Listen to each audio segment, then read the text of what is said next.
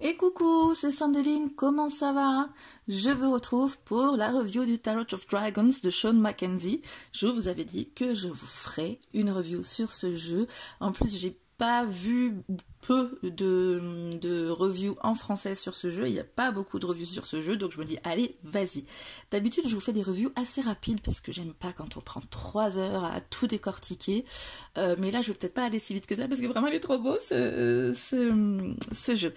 Je commence tout de suite, on va pas prendre 30 ans, si j'ai des choses à vous dire, je vous les dirai. Donc il est assez mastoc quand même, hein, ce coffret. Pour prendre un coffret voilà, normal, enfin basique, avec les cartes oracle, mais il est beaucoup plus gros.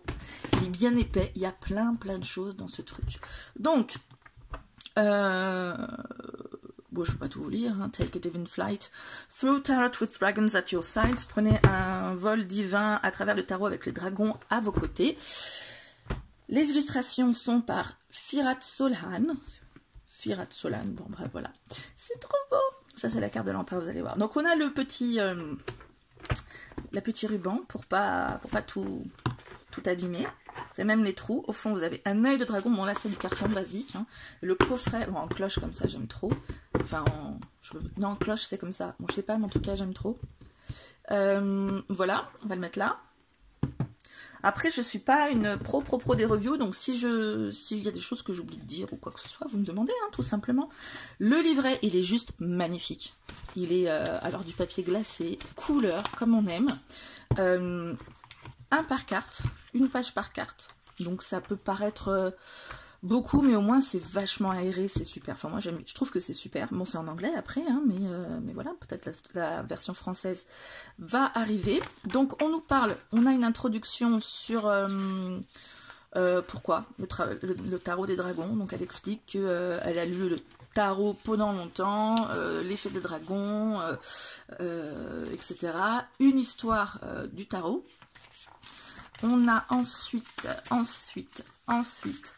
le voyage de John et Begins. Le voyage commence, donc avec les tarots. Hein.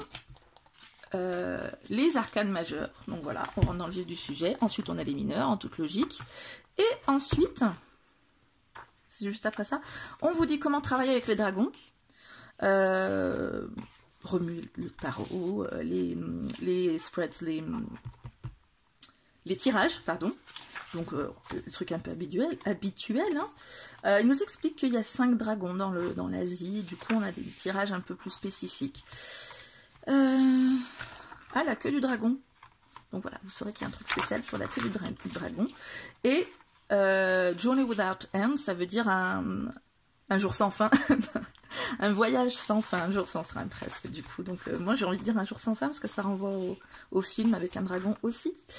Voilà, on a le dos de deck qui est ici. Voilà le deck. Le dos de deck, donc du coup, je sais pas tous les termes et tout pour s'exprimer. Moi, je trouve que c'est l'épaisseur parfaite des cartes. Pas trop épaisse, pas trop fine, souple. Au niveau de la texture, vraiment, c'est hyper agréable. C'est-à-dire que c'est pas non plus hyper brillant, quoi qu'on a quand même les reflets, hein, vous les voyez, elle est où la lumière? C'est brillant. Mais pas hyper brillant comme les trucs avec les tranches dorées, bien épais, bien machin, pas trop manipulable. Là, c'est au niveau de en main, c'est hyper manipulable, c'est super bien. Voilà, on est sur une tranche neutre. Moi, je préfère, tant qu'à faire, parce que ça s'abîme, le doré. Et vraiment, au niveau de la manipulation, mais vous voyez, mais il est pas non plus tout mou. Il est quand même vraiment pas mal. Qu'est-ce que je peux vous dire de plus là-dessus? Ben, je vais vous montrer les cartes, et puis sinon, on va faire un gros plan. Hop, attention. Ah!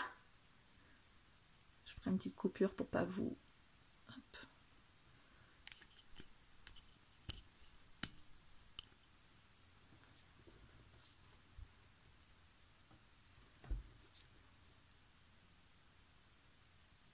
Mais alors, c'est pas clair?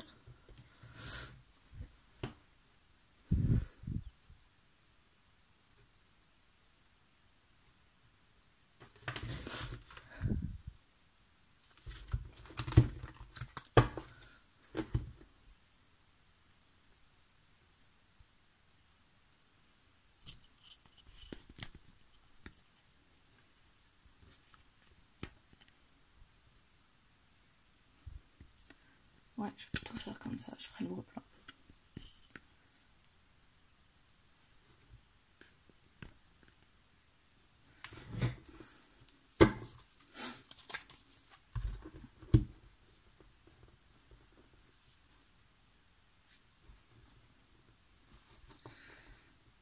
Hop, voilà, c'est calé et on part tout de suite sur les cartes. Donc, le fou, c'est pas le magicien, mais le chaman, la grande prêtresse, l'impératrice. Est-ce que ça vaut le coup que je les énumère tous à chaque fois? L'empereur, le hiérophante, les amoureux. S'il y a des cartes que vous comprenez pas pourquoi c'est illustré comme ça, les chariots, la force, j'adore cette femme guerrière qui arrive à dompter un animal, mais vraiment qui pourrait la croquer en 2 secondes, quoi. L'ermite, il est beau. S'il y a des choses, des illustrations qui vous intriguent, vous aimeriez comprendre pourquoi, vous me le dites en commentaire, et moi j'ai le livret, je pourrais vous dire. Je trouve que c'est pas mal, cette histoire de peser la sagesse et j'ai envie de dire avec les souris, ce qui est petit, l'astuce, des choses comme ça. The Hanged Dragon, d'ailleurs, on a plusieurs fois des tigres qui reviennent. La mort, la tempérance. On a la tortue aussi qu'on revoit parfois. Faudra... Voilà, je vais regarder un peu mieux le livret, mais je voulais le présenter. Moi, de toute façon, je l'utilise déjà. Je trouve que ça respecte pas mal le tarot. Vous voyez, l'étoile qui a... alors, c'est pas les coupes, mais ça se déverse sur la terre et dans l'eau. On a vraiment cette nuance qui est importante, je trouve, dans le tarot. Le soleil avec les 2 bébés dragons. On est plus sur le tarot de Marseille, parce que le soleil, c'est vrai que le Rider-Waite, c'est plutôt un enfant sur un cheval, et là, on est plus sur le tarot de Marseille, j'aime bien. L'univers. Donc, vous me dites, et puis moi, j'irai voir dans le livret s'il y a quelque chose que vous avez envie de savoir un peu mieux. Le 2 de coupe. Le 3 de coupe. Alors, c'est pas forcément comme ça qu'il est classé, hein, quand on le reçoit. Moi, je l'ai retrié, donc j'ai classé comme ça. J'ai mis les coupes en premier, voilà, c'est tout. Vous voyez, on a ces 3 coupes du 5 de coupe qui se déversent avec les 2 derrière. Enfin, on est vraiment dans le... Je trouve dans le... une bonne représentation. Alors, 9 de coupe. 10 de coupe. Il n'est pas beau ce petit 10 de coupe, là? Alors, le page de coupe. Le cavalier de coupe. La reine de coupe. Et, alors, on n'a pas des rois, on a des sires. Sire coupe. Allez, on part sur les épées. Donc c'est toujours le même serpent. Le même dragon pour les as. C'est chouette. Donc les épées. Le 2 d'épée. Le 3. Oula, elle est un peu violente. Hein, il arrache le cœur. J'avais pas fait gaffe. Je trouve qu'elle est mieux que le cœur avec 3 épées dedans. Le 4 d'épée. Le 5. Le 6, le 7. Le 5, il fait réfléchir, parce que normalement, on voit des gens qui se battent. Là, il est terrassé déjà par le dragon. C'est... Ouais. Il y a quand même une suprématie du dragon. J'aime beaucoup aussi le 8 d'épée, parce que c'est vraiment... c'est les herbes qui l'empêchent de voir et qui le ligotent, donc c'est son côté nature. C'est pas... c'est ses pensées mais c'est son côté, j'ai envie de dire, après c'est de moi, hein, c'est pas forcément le bouquin, mais j'ai l'impression que c'est le côté, la nature, donc instinctif, donc c'est un côté aussi primaire d'avoir des croyances limitantes comme ça. Le 9 d'épée. Le 10. J'ai l'impression que là il y a une histoire de renaissance aussi, on n'est pas sur un 10 juste terrassé, mais voilà, il y a de la force qui naît après derrière, j'ai l'impression, enfin bref, j'aime beaucoup, j'aime beaucoup. Le page d'épée, le cavalier d'épée, la reine d'épée, et le sire d'épée. Messire. Donc, l'as de pentacle, le 2 de pentacle, le 3. J'espère que la qualité est pas trop mal, parce que j'ai l'impression que ma caméra en ce moment, c'est pas ça, quoi. D'ailleurs, j'ai envie d'en changer, ça fait un moment. Le 5 de pentacle. Alors, je l'ai eu sur les autres tirages, j'aime beaucoup, parce qu'il s'agit d'un dépouillement, mais qui a l'air plus volontaire. C'est-à-dire que le 5 de pentacle, c'est souvent une carte de désolation, enfin on est pauvre et on est triste et on est dans la rue, limite en train de faire la manche et en guenille, alors que là j'ai l'impression qu'il quitte une ère de désolation pour aller vers quelque chose de mieux. Et du coup ça me fait penser à ce dépouillement volontaire qu'on peut avoir du matériel pour aller vers quelque chose de mieux.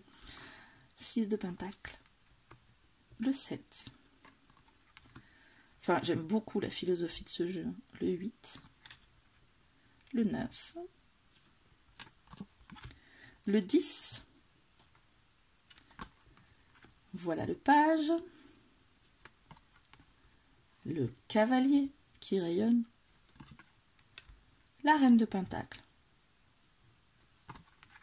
et le sire de pentacle qui a le nez qui fume là, comme quoi il a déjà fait fructifier certaines choses, mais il entend faire fructifier encore plus. L'as de bâton, ils sont pas beaux ces as, le 2, le 3,